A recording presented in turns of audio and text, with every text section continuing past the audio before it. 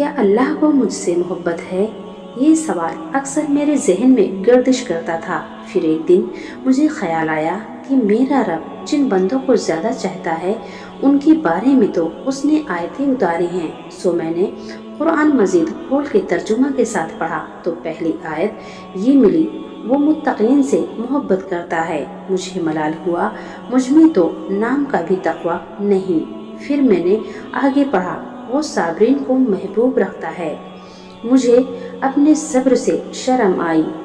मजीद आगे पढ़ा तो जाना अल्लाह मुजाहिदीन कोशिश करने वालों से मोहब्बत करता है। मैंने जाना कि मुझ में हिम्मत व हौसला है ही नहीं, निहायत कमज़ोर हूँ मैंने फिर आगे पढ़ा कि अल्लाह एहसान यानी नेक अमल करने वालों को पसंद करता है, मगर मैं उससे भी बहुत दूर हूँ। फिर मैंने अपनी तलाश तर्क करने का फैसला किया, इस डर से कि अब शायद मेरे पास ऐसा कुछ भी नहीं जिसके बाअस अल्लाह मुझसे मोहब्बत करे। मैंने अपने अमाल खंगाले तो वो सब गुनाहों से आलूदा थे। फिर अचानक मेरी नज़र अल्लाह की उस आयत पर पड़ी, इन्नल्लाहा युहिब्बु तव्वाबीन, बेशक अल्लाह ताला तौबा करने वालों से मोहब्बत रखता है। और मुझे फिर मेरा जवाब मिल गया। इंसान की दुआ हर हाल में उनका दर्जा रखती है। बस बात यह है कि बाज़ औक़ात दुआएं जीत जाती हैं तो इंसान को वो सब कुछ मिलता है।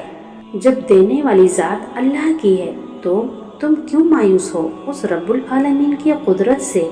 जब अल्लाह ने कहा है कि मांगो, मैं तुम्हारी हर दुआ का बेहतर से बेहतरीन जवाब दूंगा, तो क्यों मायूसी में तुम्हारा दिल डूबा जा रहा है? क्यों थक के बैठ गए हो? जिसने एक भी गलती के बगैर इतनी बड़ी कायनात बनाई है, तुम्हें लगता है कि तुमसे 70 माओं से ज़्यादा प्यार करने वाला अल्लाह तुम्हारे लिए कुछ गलत करेगा? अगर अल्लाह ने आजमाइश की है तो मान लो कि तुम अल्लाह को बहुत अजीज हो। जो उसको प्यारे होते हैं ना, उनकी आजमाइश किया करता है अल्लाह। और फिर सब्र वालों का तो अल्लाह के यहाँ एक अलग मुकाम है। सब्र वालों की तो बात ही और है। उनके लिए अल्लाह ने जो इनामात रखे होते हैं वो तो किसी गुमान में भी नहीं आ सकते। अल्लाह को भी पता है कि उसका बंदा इंतज़ार में है कि जब उसकी दुआओं का जवाब आए। अल्लाह को पता है कि देरी तुम्हें मायूस कर देती है, इसलिए तो अल्लाह कहता है कुरान में कि ना उम्मीद ना हो, कमज़ोर ना पड़ो, गम ना करो, हमेशा याद रखो कि बेबसी सिर्फ तुम्हारी हद तक है। अल्लाह जो अल कादिर है, वो कुन का मालिक है, वो कुन कहता है और चीज़ें हो जाती हैं, गुमान से बाहर, ख्याल से बाहर।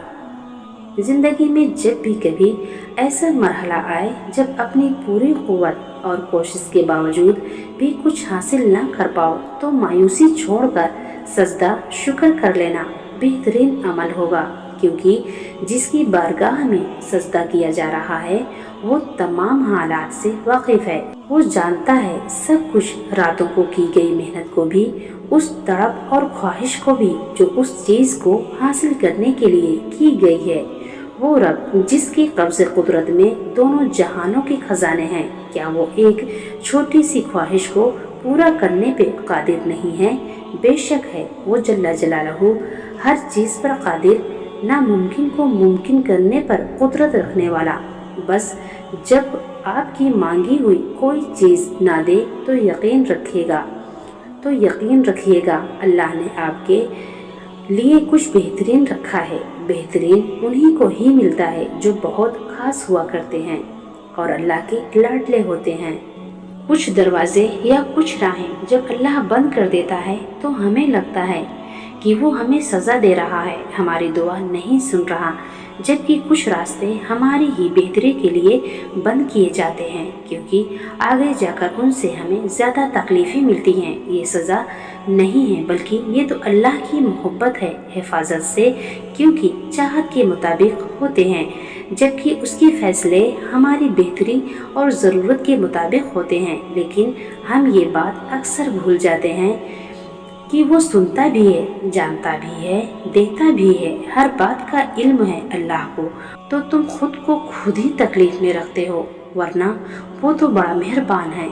اور جو کہانی اللہ رب العزت کے سپرد کر دی جاتی ہے اس کہانی کا اختتام کبھی اداس نہیں ہوتا۔ ہر چیز انسان کے بس میں نہیں ہوتی اور نہ ہی حالات ہمیشہ تمہاری مرضی کے مطابق ہوتے ہیں۔ کبھی کبھی تمہیں ان لوگوں سے بھی ملنا پڑتا ہے جن سے تم ملنا نہیں چاہتے اور ان لوگوں سے بھی بچھڑنا پڑتا ہے جن سے تم بچھڑنا نہیں چاہتے۔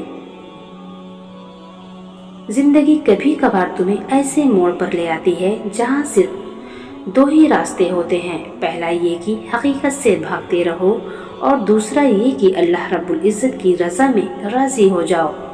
مگر تم حقیقت سے بھاگنے کو زیادہ آسان سمجھ لیتے ہو، تبھی ساری عمر بھاگتے بھاگتے تم اتنا دور نکل آتے ہو کہ اللہ تو کیا تمہیں اپنی ذات بھی دکھائی نہیں دیتی۔ اس بات کو سمجھو کہ جو معاملات تمہارے ہاتھ میں نہیں رہتے انہیں تو تم کبھی سلجھا نہیں سکتے۔